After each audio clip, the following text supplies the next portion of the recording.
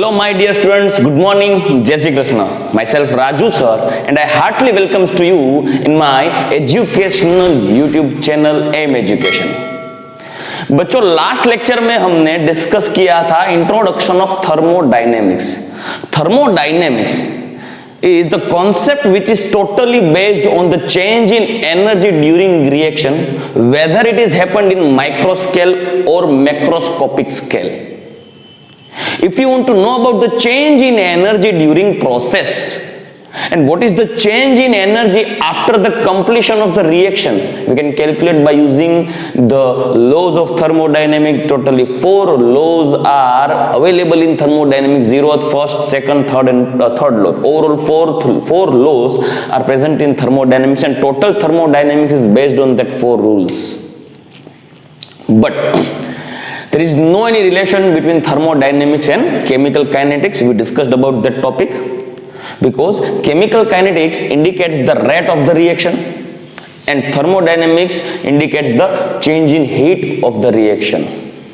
So if we want to know about the rate of the reaction, we have to follow the chemical kinetics concept, and if we want to know the change in energy, then we have to follow the thermodynamics concept. So it is a very most important topic, very most important concept for chemistry and physics, both of this subject. So in our last lecture we discussed the introduction part of thermodynamics and about the system and surrounding. What is the system? System किसे बोला जाता है? मैंने आपको पहले बोला था कि अगर पूरे यूनिवर्स में से कोई छोटा सा पार्ट ले लो और उसको दूसरे पार्ट, यूनिवर्स के दूसरे पार्ट से अलग अलग रख दो, मतलब कि when we separate the finite part of the universe by using a specific boundary from the another part of from the another part of universe, and during process we can observe the different observations in that system, in that smallest part. So that part is known as system, and the remaining part of the universe except system, which is known as surrounding. And system and surrounding both are separate from each other by using a definite boundary. Ready? तो मैंने आपको वो example भी दिया था कि अगर हम कोई छोटी सी टेस्ट ट्यूब में थोड़ा सा वाटर का अमाउंट लेते हैं तो टेस्ट ट्यूब की जो बाउंड्री होगी वो वाटर के छोटे से अमाउंट को पूरे यूनिवर्स से अलग रख देगी. और हम अगर उसमें सोडियम का एक छोटा सा ब्लॉक डालते हैं और उसमें रिएक्शन को ऑब्जर्व करते हैं तो वो जो वाटर होगा वो हमारा हो जाएगा सिस्टम. मैंने आपको पहले बोला था मैं भी सिस्टम हूं, आप भी सिस्टम है. अगर आप में कोई रिएक्शन होके दुनिया वाले अगर आपको देखते हैं कि इसमें क्या चेंज देखने को मिल रहा है, ऑब्जर्व कर रहे हैं, तो आप सिस्टम है. मैं किसी और को चमाट लगा देता हूं तो सामने वाला सिस्टम हो जाएगा. अगर आप मुझे धक्का देके गिरा देते हो तो आपने मुझे कुछ प्रोसेस किया, मुझ पे धक्का दे दिया, मैं गिर गया, आपने ऑब्जर्व किया कि चलो राजू सर गिर गए, मैं सिस्टम हो गया. ठीक है. अगर मैं आपको आपकी टांग खींचता हूं और आप में कुछ चेंजेस देखने को मिलते हैं तो आप सिस्टम हो गए. ठीक है. मतलब आप कोई एक्सटर्नल पैरामीटर्स को यूज करके कोई छोटे से सब्सटेंस या तो कोई सब्सटेंस पे कुछ आप चेंजेस करते हो रिएक्शन करने के बाद और उसको ऑब्जर्व करते हो तो उसे बोला जाता है system. System and surrounding both are form universe. Ready? मतलब यूनिवर्स क्या होता है तो वो सिस्टम एंड सराउंडिंग दोनों को मिला के यूनिवर्स मिल जाएगा. But today we are going to discuss about the type of system. Types of system. Actually there are 3 types of system: open system, closed system and isolated system. Listen carefully my dear. Open system, closed system and isolated system. So first of all, what is open system? देखिए एक simple सी बात है. मैं यहां पे मेरे पास यहां पे एक गैस का स्टोव है सपोज, या तो एक बर्नर में ले रहा हूं यहां पे. अब देखिए मैं आपको एक एग्जांपल देता हूं. ठीक है. और यहां पे एक स्टैंड है, स्टैंड पे मैंने एक बीकर रख दिया.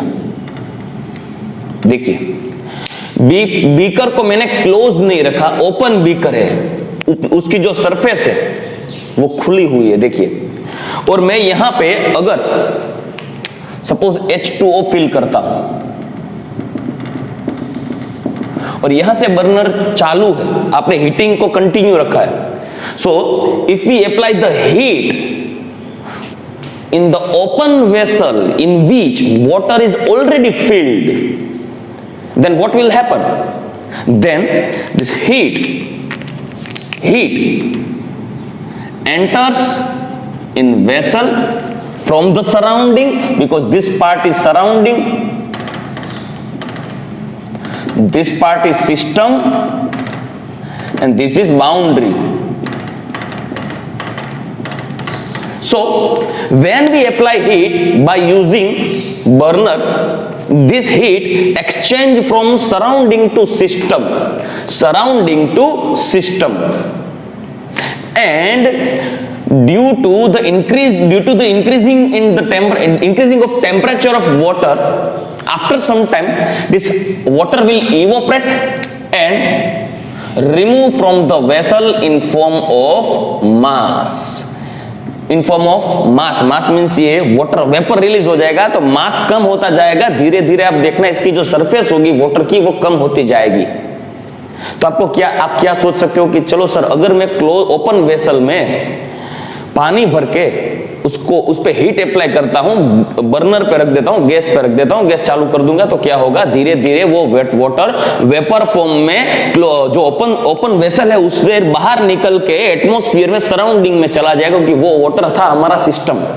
अब आप क्या करें, उस पे हीट अप्लाई करोगे तो हीट वो सिस्टम में घुस जाएगा और वो वाटर है वो इवोपरेट होके वेपर फॉर्म में सराउंडिंग में चला जाएगा। तो क्या हुआ? Exchange of heat from system to surrounding and exchange of mass from system to surrounding और surrounding to system, anyone.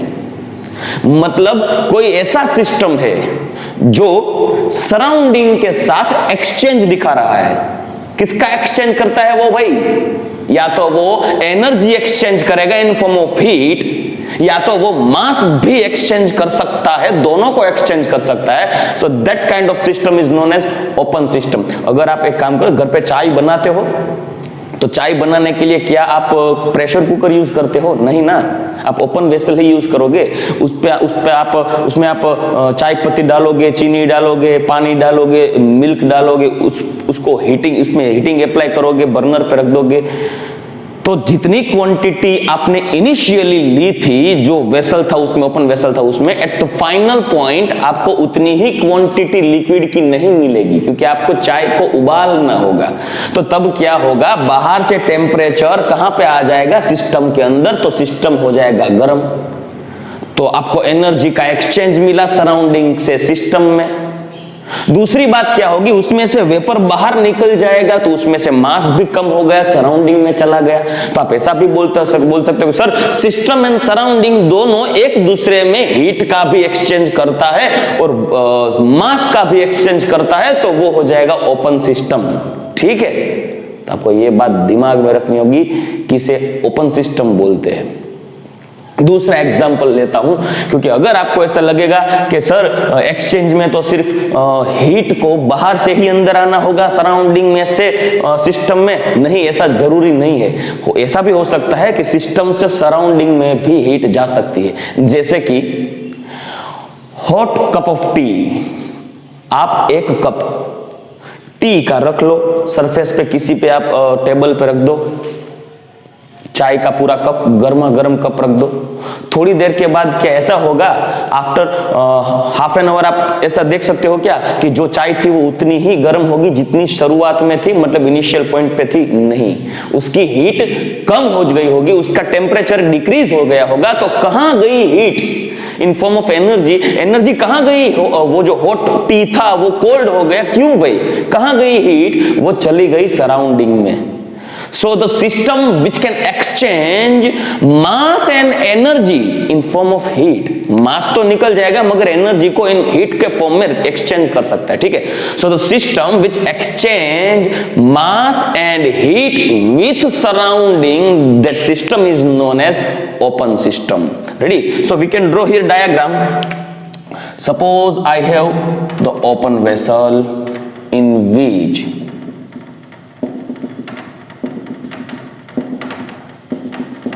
system is filled. Ready? And here surrounding is present. So when this system can exchange heat and which is also can exchange mass with surrounding. ये निशानी आप देख सकते हो बच्चों, इसे हम एक्सचेंज बोलेंगे। दोनों साइड में आना जाना लगा रहेगा उसका, ठीक है। सराउंडिंग और सिस्टम के बीच में बहुत बढ़िया रिलेशन हो जाएगा। वो एक दूसरे को हीट भी दे सकते हैं, मास भी दे सकते हैं, तुझे जो चाहिए ले ले या तो दे दे, ठीक है। तो ये सिस्टम और सराउंडिंग दोनों के बीच में हीट और मास का आना जाना लगा रहेगा, मतलब वो एक्सचेंज कर सकता है। It is exchange, it can exchange heat and mass both with each other, then that system is known as open system, ठीक है बच्चों। बहुत सारे एग्जाम्पल है रियल लाइफ में ओपन सिस्टम में। हमारा बॉडी भी ओपन सिस्टम ही है, क्योंकि हम क्या करते हैं, आपको हीट फील भी होता है, आपकी बॉडी का टेम्परेचर इंक्रीज भी हो सकता है, डिक्रीज भी हो सकता है। कहाँ गया हीट, इंक्रीज हुआ, कहाँ से आया, बाहर से एनर्जी अप्लाई हो सकती है, कम भी हो सकता है। आपका बॉडी है जो वो ओपन सिस्टम है। आपकी बॉडी में मास का भी चेंज आ सकता है, वेट में भी चेंज आ सकता है। दूसरी बात, ice cube on open plate और ओपन वाटर बाथ। अगर आप आइस क्यूब को ओपन वाटर बाथ में रखते हो, ओपन प्लेट में रखते हो, तो ऑटोमेटिकली वो मेल्ट हो जाएगा, ठीक है। तो वो आइस क्यूब अगर आप ओपन प्लेट में रखते हो तो वो भी हमारा ओपन सिस्टम हो गया। Water is filled in open water bath or open vessel, then it is also one type of open system। मतलब ओपन सिस्टम माने कुछ नहीं, कोई भी सिस्टम को आप ओपन वेसल में रख देते हो, ओपन प्लेट में रख दे हो, उसको क्लोज नहीं करते, तो वो हमारा ओपन सिस्टम ही होगा, ठीक है। अगर आप फिंगर चिप्स बनाते हो तो उसमें जो ऑयल रखोगे वो ऑयल को आप क्लोज तो नहीं करोगे, वो तो ओपन वेसल में ही होगा, तो वो हो जाएगा हमारा ओपन सिस्टम, क्योंकि उसमें हीट एंड मास दोनों एक्सचेंज हो सकते हैं, ठीक है। Okay, so open system can exchange mass and energy usually in form of heat, with its surrounding। मतलब open system में सिस्टम उसके सराउंडिंग के साथ हीट एंड मास दोनों को एक्सचेंज कर सकता है। Now next point, that is closed system. Closed system में क्या होगा, देखिए अगर मेरे पास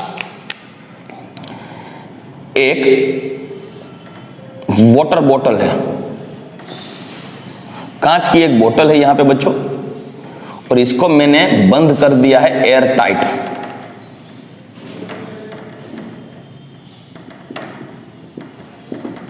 एयर टाइट बंद कर दिया, उसमें से एक भी वेपर का मॉलिक्यूल बाहर नहीं निकलना चाहिए, इतना एयर टाइट बंद कर दिया। मतलब इसमें से कुछ बाहर नहीं निकलेगा, क्योंकि इसमें ये जो ग्लास बोतल है, इसमें से अगर ग्लास बोतल में से कोई मास को या तो वेपर को बाहर निकलना होगा तो कहां से निकलेगा, उसका जो ओपन फेस होगा वहां से निकलेगा। तो मैंने क्या कर दिया, यहां पे ढक्कन लगा के बंद कर दिया।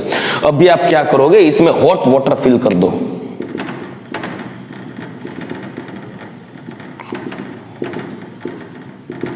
अगर मैं इसमें हॉट वाटर को फिल करता हूं, ठीक है, एट 80 डिग्री सेल्सियस सपोज, अगर मैं इनिशियली ये कांच की बोतल में गर्म पानी फिल कर देता हूं, 80 डिग्री सेल्सियस है उसका इनिशियल टेम्परेचर। अभी बच्चों वो कांच की जो बोतल है जिसमें हॉट वाटर फिल कर दिया है हमने, so what will happen after 1.5 hour if we put this bottle, airtight bottle which contain hot water in open atmosphere। मतलब अगर आप ये कांच की बोतल को जिसमें गर्म पानी फिल कर दिया है, इसमें आप ओपन एटमॉस्फेयर में रख दो और बाद में आधे घंटे के बाद देख लो, तो क्या वो बोतल में जो पानी था उसका टेम्परेचर 80 डिग्री ही आपको मिलेगा? अगर आप रूम में रख दो तो क्या होगा, ये पानी का टेम्परेचर कम हो जाएगा ना। सिंपल सी बात है, अगर आप गर्म पानी नहाने के लिए आपके पास है, आप बाथरूम में जाते हो, गर्म पानी नहाने के लिए लेके जाते हो, अभी कोई काम आ गया, कोई कॉल आ गया इमरजेंसी, तो आपको वो कॉल रिसीव करना पड़ा, वो गर्म पानी वैसा का वैसा ही रख दिया, आप कॉल लेके चले गए, बाहर फोन लेके चले गए, बात कर रहे हो और बहुत इमरजेंसी काम था, शायद आपने 15-20 मिनट या आधा घंटा निकाल दिया, वापिस जब आप नहाने जाओगे तो वो जो आपका हॉट वाटर था उसका टेम्परेचर उतना ही होगा क्या, या उससे बढ़ जाएगा या कम हो जाएगा, क्या होगा? उसका टेम्परेचर कम हो जाएगा। क्यों भाई, क्यों? ठीक है, तो वो जो हॉट वाटर फिल कर दिया था वो जो वेसल में, वो ओपन सिस्टम होगा, क्योंकि उसमें से स्टीम भी बाहर निकल जाएगी, टेम्परेचर भी निकल जाएगा। मगर ये तो क्लोज्ड वेसल है, तो इसमें से क्या होगा, स्टीम बाहर नहीं निकल सकती, मगर टेम्परेचर कम हो जाएगा। Ready? So after some time,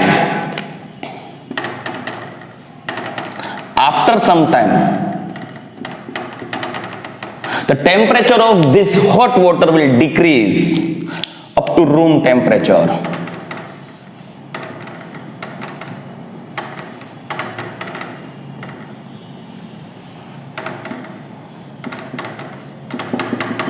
इसमें जो पानी था इसका टेम्परेचर कम हो जाएगा।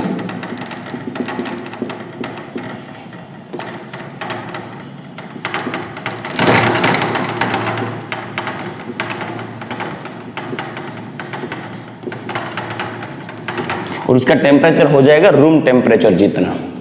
सोचिए, अगर ये हॉट वाटर है और आप इसको ओपन एटमॉस्फेयर में क्लोज्ड वेसल में, क्लोज्ड बोतल में रखते हो, तो उसके अंदर जो पानी था वो कम नहीं हो जाएगा, वो बाहर नहीं निकल जाएगा, उसमें ही रहेगा, क्योंकि बाहर निकलने के लिए उसके पास स्पेस ही नहीं है। ये तो एयर टाइट बोतल है। तो क्या होगा, पानी का जो मास था ये जो बोतल में, वो तो मेंटेन ही रहेगा, उतना ही रहेगा, मगर टेम्परेचर कम हो जाएगा। So this system can exchange only heat with surrounding but not mass with surrounding. ये सिस्टम सराउंडिंग को बोलेगा कि भैया यहाँ पे जो फेस है उसका बंद है, एयर टाइट बंद है, मैं स्टीम को बाहर नहीं निकाल पाऊंगा, मगर एक काम करो, हीट ले जाओ, और ये पानी रूम टेम्परेचर पे आके स्टेबल हो जाएगा, क्योंकि ये जीरोथ लॉ ऑफ थर्मोडायनेमिक्स को फॉलो करेगा। क्योंकि आपका क्वेश्चन यही भी हो सकता है कि सर ये रूम टेम्परेचर पे आके क्यों रुका, और ज्यादा चिलिंग क्यों नहीं हुआ, और ज्यादा टेम्परेचर क्यों कम नहीं हुआ? क्योंकि this system follows zeroth law of thermodynamics। तो बच्चों, हमें zeroth law of thermodynamics पढ़ना होगा, जब पढ़ेंगे तब ऑटोमेटिकली आप समझ जाओगे, कोई बात नहीं। अभी आप सोच लो कि ये हॉट वाटर इसमें मैं फिल कर दिया मैंने, तो after some time it will convert into at room temperature, water at room temperature, temperature कम हो जाएगा तो हीट निकल गई। So it exchange heat, this bottle exchange heat with surrounding, not mass. Mass को एक्सचेंज नहीं कर सकता, क्योंकि ये क्लोज्ड वेसल है। ठीक है, तो इसे बोलते हैं क्लोज्ड सिस्टम। चलो मैं आपको ये एग्जांपल ड्रॉ करके समझाता हूं। चलो, अगर मेरे पास एक वेसल है और ये वेसल को मैंने बंद कर दिया, तो ये हो गया क्लोज्ड वेसल। अभी इसमें मैंने सिस्टम को फिल कर दिया। शायद ये हॉट वाटर भी हो सकता है, कोल्ड चिल्ड वाटर भी हो सकता है। ऐसा जरूरी तो नहीं है कि हॉट वाटर ही आप फिल कर दो, चिल्ड वाटर भी रख सकते हो ना बच्चों। अगर मैंने यहाँ पे चिल्ड वाटर रख दिया, approx 10 to 15 degree Celsius temperature is present in this closed vessel.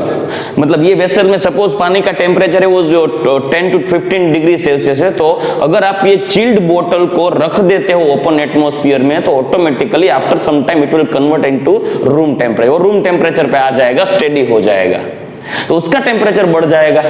तो वो क्या करेगा, अगर चिल्ड वाटर को रूम टेम्परेचर पे रखते हो, मतलब चिल्ड वाटर को ओपन एटमॉस्फेयर में रखते हो, तो वो चिल्ड वाटर सिस्टम में से हीट को एब्जॉर्ब करेगा और ऑटोमेटिकली उसका टेम्परेचर बढ़ के रूम टेम्परेचर पे आ जाएगा। If chilled water is put in the open atmosphere, then that chilled water will absorb the heat from its surrounding, which cannot exchange mass, which can only exchange heat with surrounding। वो क्या करेगा, surrounding में से heat खींचेगा और उसका temperature increase हो जाएगा, रूम टेम्परेचर पे आ जाएगा। अगर आप हॉट वाटर रखते हो तो क्या होगा, वो हीट को रिलीज करेगा सराउंडिंग में, ले जा भैया मुझे रूम टेम्परेचर पे आना है। ठीक है, so if I have the vessel in which we filled water, hot water or chilled water, anyone, it is a system, and here surrounding, but the system which can exchange exchange heat with surrounding, but which cannot exchange mass. देखिए मास अंदर ही रहेगा, कहीं बाहर नहीं जाने वाला, ये हो जाएगा मास.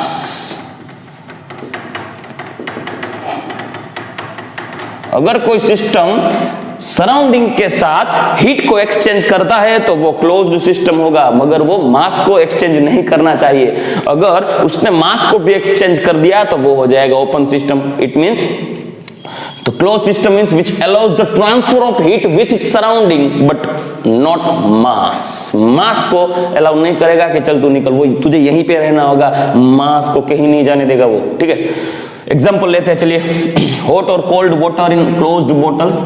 Pressure cooker, right, pressure cooker भी एक क्लोज्ड वेसल ही है क्योंकि क्लोज्ड सिस्टम है. प्रेशर कुकर में क्या करोगे कि अगर आप राइस को प्रेशर कुकर में डाल के उसको कुक करने के लिए उसमें पानी फिल करते हो और प्रेशर कुकर को बंद कर देते हो. ठीक है, तो जब तक उसकी सीटी नहीं बजेगी तब तक उसका जो वाटर का अंदर का वेपर है वो बाहर नहीं निकल सकता. हाँ, प्रेशर कुकर गर्म जरूर हो जाएगा, हीट एक्सचेंज हो जाएगी, मगर उसका मास नहीं. तो आप बोलोगी सर वो जब सीटी वो बजती है तो उसमें से स्टीम तो बाहर निकलती है. अरे वो तो आर्टिफिशियली हमने उसमें से स्टीम बाहर निकाल दिया. तब जब स्टीम बाहर निकलता है उतनी देर के लिए वो ओपन सिस्टम हो सकता है, मगर जब प्रेशर कुकर वर्क करता है तभी वो क्लोज्ड सिस्टम हो जाएगा. ठीक है बच्चों, whole universe is one type of closed system because which follows the conservation of mass law, conservation of mass, conservation of energy. Energy and mass neither destroy nor form, which can convert one form to another form. That is law of conservation of mass on the base of mass, and law of conservation of energy on the base of energy. Actually, law of conservation of energy is actually first law of thermodynamic. Thermodynamic ऐसा बोलता है कि energy कभी भी form नहीं हो सकती, कभी भी डिस्ट्रॉय भी नहीं होगी, वो सिर्फ एक फॉर्म में से अनदर फॉर्म में एक्सचेंज हो सकती है. तो पूरा जो यूनिवर्स है उसमें एनर्जी का पोर्शन कांस्टेंट रहेगा. जितनी एनर्जी है पूरी यूनिवर्स में उतनी ही रहने वाली है, सिर्फ एक फॉर्म में से दूसरे फॉर्म में कन्वर्ट हो जाएगी. दुनिया में जितना भी मास है यूनिवर्स में वो कांस्टेंट ही रहेगा, वो एक फॉर्म में से दूसरे फॉर्म में एक्सचेंज हो जाएगा. So the law of conservation of mass and law of conservation of energy indicates the whole universe is one type of closed vessel. Ready? So it is closed vessel. Also burner भी closed vessel ही होगा. ठीक है, burner में आप fuel को fill करते हो तो फ्यूल हो क्लोज्ड वेसल में ही होगा. ठीक है, वो सिर्फ हीट एक्सचेंज करेगा तो वो हो जाएगा closed vessel. Okay, next example लेते हैं और वो हो जाए नेक्स्ट एग्जांपल है वो है आइसोलेटेड सिस्टम. बच्चों अभी एक सिस्टम ऐसा है जो हीट एंड मास दोनों को एक्सचेंज करता है. एक सिस्टम ऐसा है वो जो सिर्फ हीट को एक्सचेंज करता है, मास को नहीं. तीसरा वाला सिस्टम ऐसा होगा वो ना तो हीट को एक्सचेंज करेगा सराउंडिंग के साथ, ना तो मास को. It means the system which does not allow the exchange of heat and mass both with its surrounding, that is isolated system. कोई सिस्टम एटमॉस्फेयर सराउंडिंग के कांटेक्ट में आएगा तो वो एक्सचेंज करेगा ना. अगर आप सिस्टम को सराउंडिंग के कांटेक्ट में ही नहीं आने दोगे तो वो एक्सचेंज नहीं कर पाएगा. So the system which does not allow the exchange of heat and mass. Suppose I have the system and here surrounding,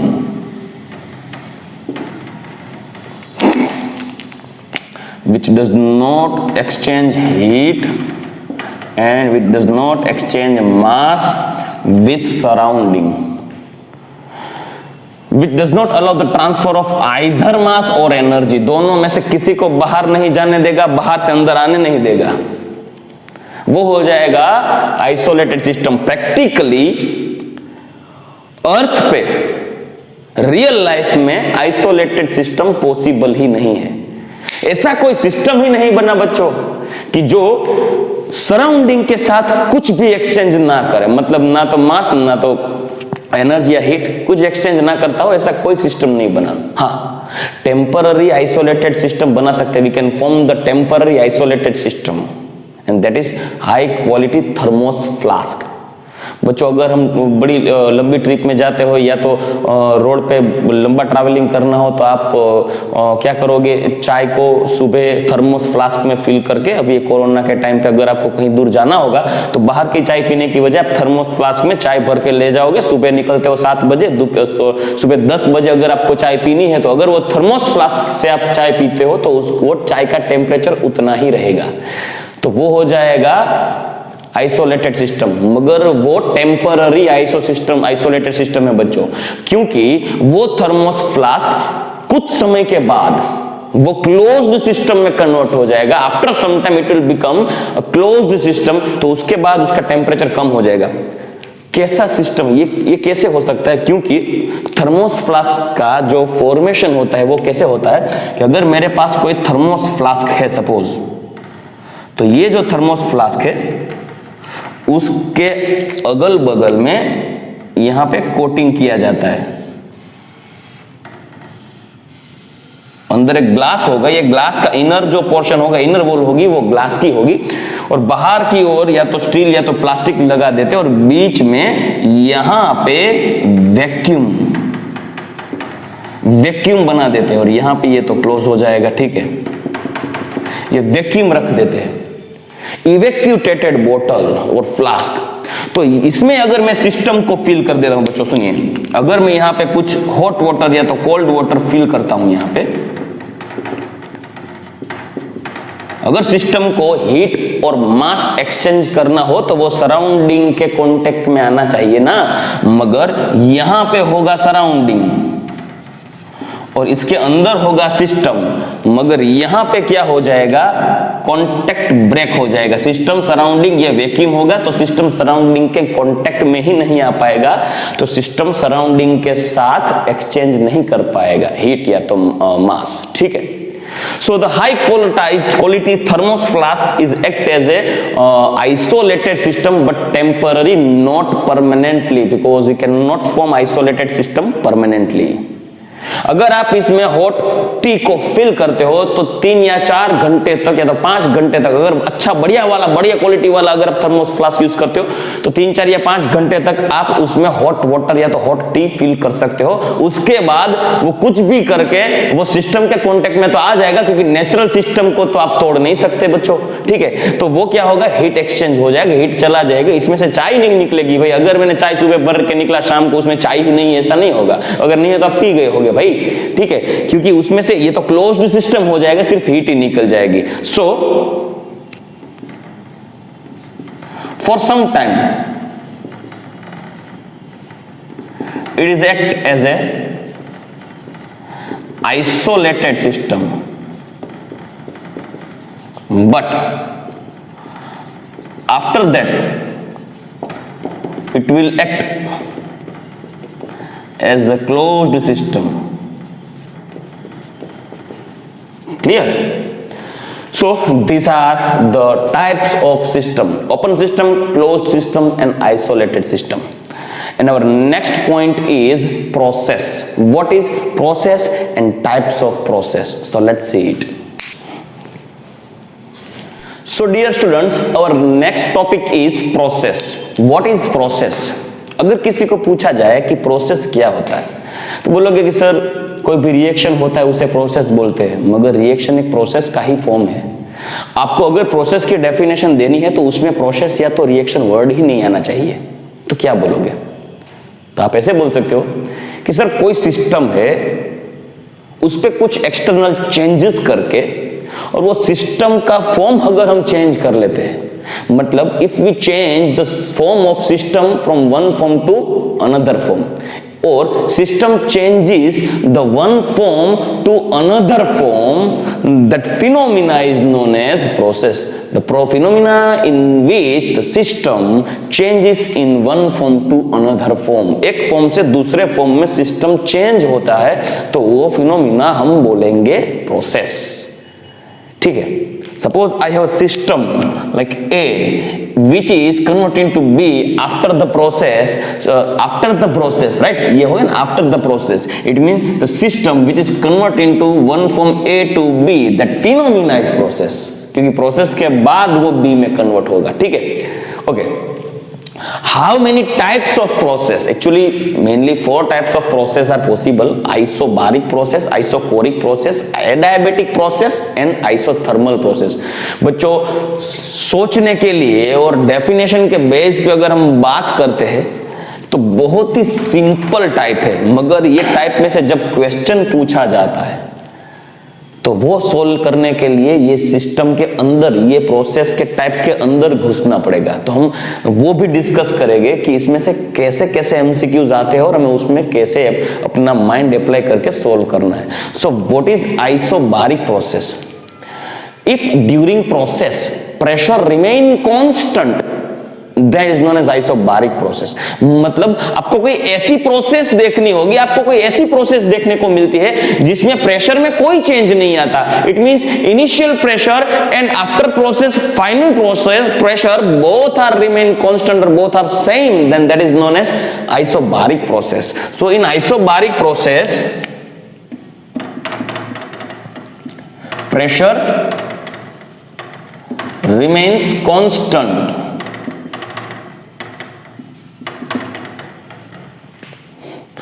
constant, pressure remain constant, pressure में कोई चेंज नहीं आएगा।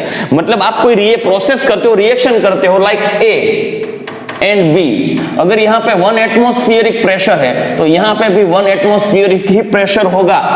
अगर हम सिस्टम का फॉर्म ए से बी में कन्वर्ट करते हैं प्रोसेस के दौरान, तो जो ए रिएक्टेंट होगा, प्रोसेस का ये स्टेप होगा, ये स्टेज होगा, ये फेज होगा, तब उसका प्रेशर अगर 1 बार है और ये 1 एटमॉस्फेरिक है तो उसके आफ्टर प्रोसेस ये जो फॉर्म मिलेगा वहां पे भी प्रेशर 1 एटमॉस्फेयर ही होगा।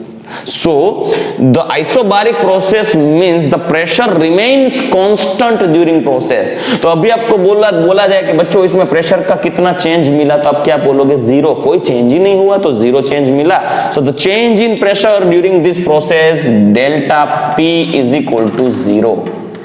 मगर बच्चों याद रखना, प्रेशर एंड वॉल्यूम दोनों के बीच में एक रिलेशन है। अगर कोई प्रोसेस आइसोबारिक प्रोसेस है, अगर कोई प्रोसेस आइसोबारिक प्रोसेस है तो वो कभी भी आइसोकोरिक नहीं बन सकती। अगर कोई प्रोसेस कांस्टेंट प्रेशर पे काम करती है तो वो कांस्टेंट वॉल्यूम में काम नहीं करेगी, गारंटी। तो सबसे पहले हम आइसोकोरिक प्रोसेस देख के बाद में दोनों को कोरिलेट करते हैं, right? So what is isochoric process? The process in which volume remain constant, it means there is no any change in volume during the process, ready? So the volume remain constant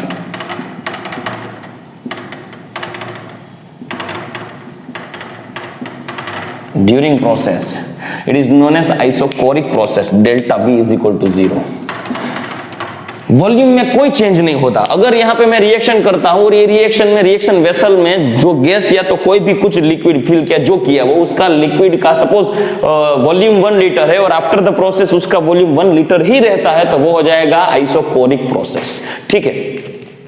so the delta V change in volume is 0। But एक बात दिमाग में बिठा के रखना बच्चों, अगर कोई रिएक्शन आपको आइसोबारिक बोली जाती है तो वो आइसोकोरिक नहीं हो सकती। कोई भी रिएक्शन ऐसी नहीं होगी कि वो constant pressure and constant volume दोनों के साथ होगी, नहीं, कुछ तो चेंज होना चाहिए, वरना प्रोसेस ही नहीं होगी, ठीक है? कुछ तो चेंज होना चाहिए, या तो आप प्रेशर को चेंज कर दो या तो आप वॉल्यूम को चेंज कर दो, क्योंकि वो एक्सटर्नल पैरामीटर ऐसे है कि अगर उसमें आप चेंज करते हो तो ही प्रोसेस हो सकती है, वरना नहीं होगी, दिमाग में रखना, ठीक है? So if pressure remain constant then never volume remain constant. तो volume remain constant not possible. तो अगर आप कांस्टेंट प्रेशर पे वर्क करते हो, प्रोसेस करते हो, तो वॉल्यूम कांस्टेंट नहीं होगा। So it means we can say the process is, if isobaric process then never it will happen isochoric process। वो isochoric process नहीं बन सकती, ready? and if the process is isochoric process जिसका volume constant रहेगा, so it will never become isobaric process, तो isobaric नहीं बन सकती। जिसका प्रेशर कांस्टेंट होगा उसका वॉल्यूम कांस्टेंट नहीं होगा, जिसका वॉल्यूम कांस्टेंट होगा उसका प्रेशर कांस्टेंट नहीं होगा। कैसे, वो एग्जाम्पल हम नेक्स्ट लेक्चर में देखेंगे। बहुत ही बढ़िया वाला एग्जाम्पल दूंगा और उसमें से कैसे क्वेश्चंस पूछे जाते हैं वो भी आपको समझाऊंगा। कोई टेंशन मत लेना, बहुत ही इजी है, सिर्फ आपको दिमाग और आपका ध्यान दोनों यहां पे रखना होगा। बहुत इजी, सिर्फ एक बात आज के लेक्चर में सिर्फ ये बात ठान लो कि what is isobaric process, the process in which pressure remain constant, so delta P is equal to 0 but never delta V is equal to 0।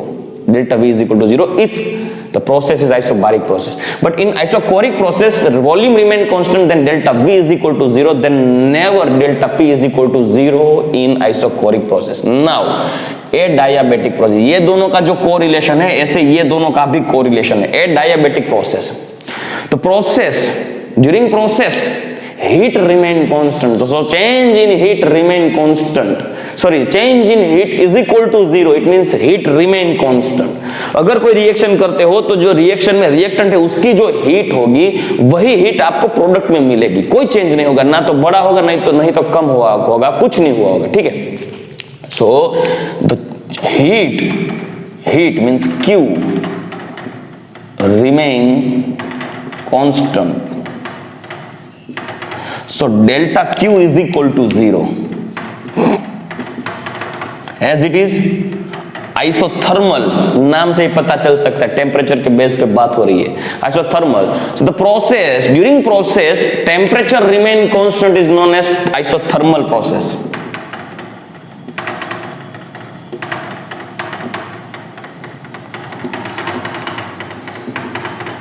अगर कोई प्रोसेस में आपको टेम्परेचर कांस्टेंट मिलता है, मतलब इनिशियल जो टेम्परेचर होगा वही फाइनल टेम्परेचर होगा, तो वो हो जाएगा आइसोथर्मल प्रोसेस।